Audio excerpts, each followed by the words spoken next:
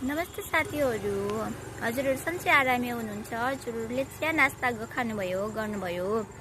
हजुरहरू म चाहिँ मेरो युट्युब च्यानल चाहिँ गोर्खाली कान्छी भ्लगमा चाहिँ मैले युट्युब च्यानल खोलेको छु साथीहरू है। हजुरहरूले त्यहाँ आएर सब्सक्राइब गर्न चाहिँ नबिर्सनु होला। मैले जानेको आफूले जानेको प्रतिभाहरू म पुगेको ठाउँको भिडियोहरू अपलोड गरेर मैले चाहिँ हजुरहरूलाई मैले यहाँ देखाइराखेको छु साथीहरू। मैले आफ्नो घरभित्र भएको भान्साभित्र रहेको कहिले खाना पकाउने, कहिले आफ्नो घरको भाँडा सफा गर्ने, खाना बनाउने, नास्ता बनाउने त्यस्तै भिडियोहरू मैले अपलोड गर्छु साथीहरू है।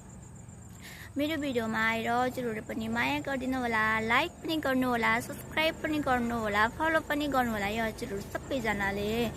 मेरो भिडियोमा आएर चाहिँ हजुरहरूले माया गरिदिनु होला। हजुरहरूले माया त गरिराख्नु भएको छ, त्यहाँभन्दा पनि बढी धेरै माया गरिदिनु होला साथीहरू है त साथीहरू। मेरो नेक्स्ट भिडियो पनि म जता पुगेको हुन्छु त्यतै मैले आफ्नो वरिपरिको भिडियोहरू अपलोड गर्छु। म चाहिँ अहिले चितवनबाट हो है साथीहरू।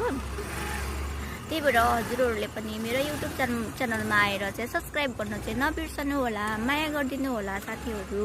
मैले पनि हजुरहरूको भिडियोहरू लाइक, कमेन्ट अनि सब्सक्राइब गरिराखेको छु। हजुरहरूले पनि माया गरिदिनु होला। माया त सधैँ गरिराख्नुहुन्छ, त्यही पनि अझै धेरै पनि माया गरिदिनु होला भनेर चाहिँ म हजुरहरूलाई मैले यो सानो भिडियो बनाएर हजुरहरूको सामु पोस्ट गरेको है।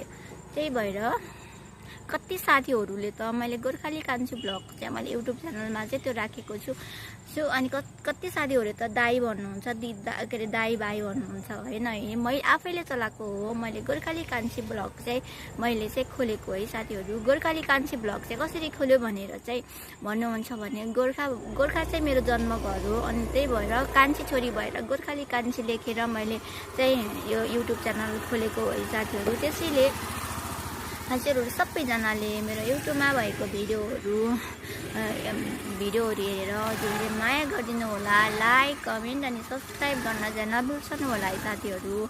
यस्तै धेरै माया गरिदिनु होला। हजुरहरूको माया सधैँभरि भइरहेको है त साथीहरू। हजुरको दिन शुभ रहोस्। हजुरको सधैँ खुसी हुनु, ह्याप्पी हुनु। Have a nice day.